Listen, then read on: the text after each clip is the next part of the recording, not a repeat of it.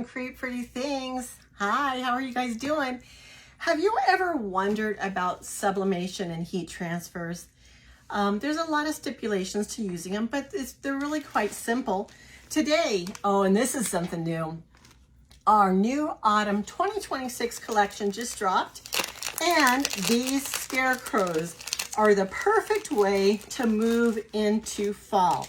So this is how they come in a package, and there's 2 sublimation transfers to a package of this size. The larger ones have only 1, but this size contains 2, so use 1 and keep the other one for another project. But they're very thin sheets of paper, and if you notice, doesn't appear to be anything on the back, but this is the design. Now these are created with sublimation ink, so it's a little special ink that these are printed on. So if you've never used sublimation or a heat transfer, here's your chance to learn about them. One thing you're going to want to know is that the design is reversed. So this one, it doesn't matter. There aren't any words, and it doesn't matter if you put it backwards. But if you had a heat transfer that had words on it, that's why the words appear backwards to you. Second thing you need to know is that this is permanent. When it's heat set onto your shirt, you can wash it, dry it. But it only works with high polyester fabrics, something that is 70% polyester or higher. Now this is a polyester fabric, so this is going to work just beautifully. If you use the cotton, it's not going to grab on, it's not going to go into the fabric, and you are going to have it disappear when you wash.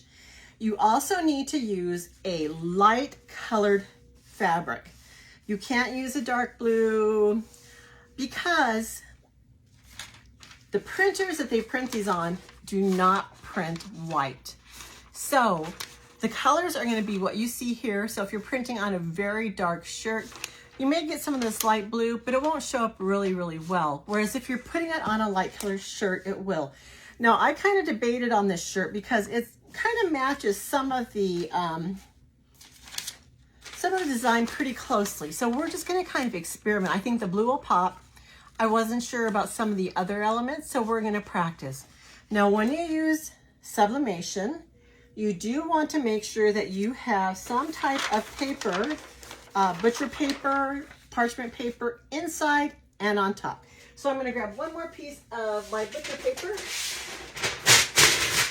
and I'm going to put this inside my shirt. Now that's because when these transfers are heated up, they kind of turn into like a gas type thing. And when they tell me that there's gas and blowout and stuff, I kind of imagine seeing this little puff of smoke or something.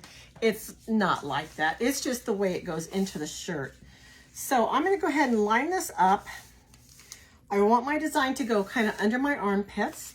I'm going to make sure, that's another thing. Okay, so another thing with sublimation is you do want to do a quick run over your fabric for a couple seconds just to pre-press it to get some of the fabric that may be in your shirt or your surface out. So quick press.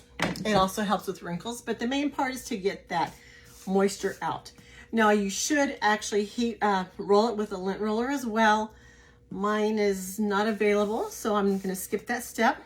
But I know where I'm going to put this. I'm just going to go ahead and center this little Scarecrow's head right underneath where I want it to go. Another thing you need is heat resistant tape. Now I've heard you can also use our placement tape, and that will work. But I have the heat resistant tape, so that's what I'm using. I have not tried the transfer tape, but if that's all you have, might as well give it a go. I'm going to move this up to make sure it's got an even pressing surface. So that's another thing. You want it to have an even pressing surface, an even amount of pressure around. And I'm not worried about this one, but if you were doing something that had an edge that was sewn, that was a little thicker than other parts, or something that had a zipper, or something that would make this not lay as flat, what you can do is you can trim around your design if you want to, or just move it to where it's going to be flat. I want to make sure it's completely flat because if I don't have as much pressure up here as down here, I'm going to get a really good press where the pressure is most. Now I've got it taped down. You don't want this to move while you're pressing. So I want to make sure it's in a good location. excuse me. Then I'm going to cover it with my parchment paper, and that's to trap any ink that may come out when it is heated. Now, the directions are actually on the package on how to do this, and they're right here, and it says, set the temperature of the heat press to 360 degrees and the time to 60 seconds for most projects. This is kind of a thinner fabric. 60 seconds will probably be good. I set it for 50. So I've got my heat press ready at 360, and I am being careful because right here at the V, it goes up some. So I don't want that press to rest up on there. I'm gonna go ahead and be careful about where I place this. And I only want to push it down one time, stop my timer. Now, most of the time, your sublimation also needs a little pressure during the heat setting. So I just kind of rest my hands on here and push a little bit. If you have a regular heat press, just use a light to medium pressure depending on what you're heat pressing. This, I'm just gonna go ahead and just press lightly on it. I think it'll work well. If you're using an iron, you would have a medium heat to use, no steam, and you would have to, you would have to have it on there, I hesitate to say, because for ink, you'd have to move it around for 4 minutes. Now with sublimation, you don't want to move it. So I'm not sure how to use an iron. I would invest in Easy Press, and I would get the bigger one. I just purchased this one because it wasn't big enough for some of the things that I was using. And when I did a second press, my sublimation image was moving and I was getting some ghosting and shadowing. Now, as you can see, there's some steam coming up. So this is very hot. When you're doing sublimation, this paper that you used goes in the garbage. One time use and done. And that's true for the inside one and the outside one. I'm gonna go ahead and lift this off. You guys, this came out amazing. Now you'll notice that it did take most of the ink off. That's great. So this is also done. It goes in the garbage. I'm gonna go ahead and take, I'm so glad I used it. I was really apprehensive about this color, guys. I'm gonna take out my inside butcher paper and throw it away as well. If you have any little ink and it does kind of get outside, it will ruin your other image or whatever you're pressing. But look at this, guys. Look how beautiful this came out. I am so happy with how this print came out. I gotta get it straight though. Let's see if I can get it straight. If I were wearing it, it would be like this. I love it, guys. Do you guys see how bright those colors came out? I'm in love. I'm in love. I was gonna try it on this green shirt. I wasn't quite sure if the contrast would be enough, and I haven't done anything this dark before. So maybe that's another project that we can do next time. But this is a quick 5-minute project for you. If you want to learn how to use heat transfers, don't be scared. It's easy.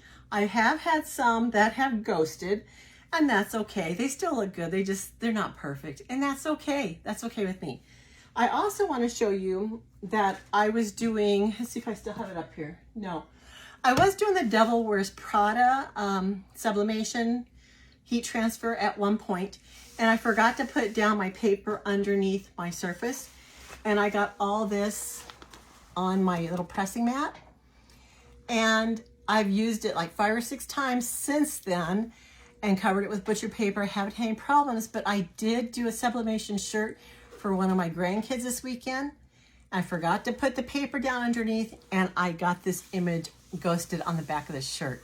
So it's still coming up even though I've used it several times. So make sure you always put transfer paper, or not transfer paper, butcher paper or parchment paper down underneath to protect, or inside if it's a shirt, and also underneath your heat press, because if you get that on your heat press, it's gonna press that design a lot after. So anyway, here is our quick little project for today. Like I said, our new collection dropped today. Make sure that you go ahead and take a look. If you're interested in this project that I'm doing the supplies for it, my chalk shop has this transfer. Type in the word Scarecrow, you'll get a link to this transfer. I've also got some tips and some other information about what you're going to need, such as heat resistant tape, an iron. I just put that you need a sublimation, a heat press, or an iron in there. There aren't any links for those, but mainly it's just the link to this little transfer. Go take a look. Our collection's really cute, and it's time to start moving that way towards fall, towards the holidays. So this is my way of moving into fall. Summer is still hot here, but we can always hope for cooler temperatures. Thank you so much for watching. If you are interested in making this project, go ahead and comment Scarecrow. Check out the projects, the new products in our shop. And if you know of anyone else who loves crafting as much as I do and who wants to learn how easy this is, go ahead and have them share my page and let them know what I do and what you love about it. Thank you so much for watching. I appreciate you. Bye.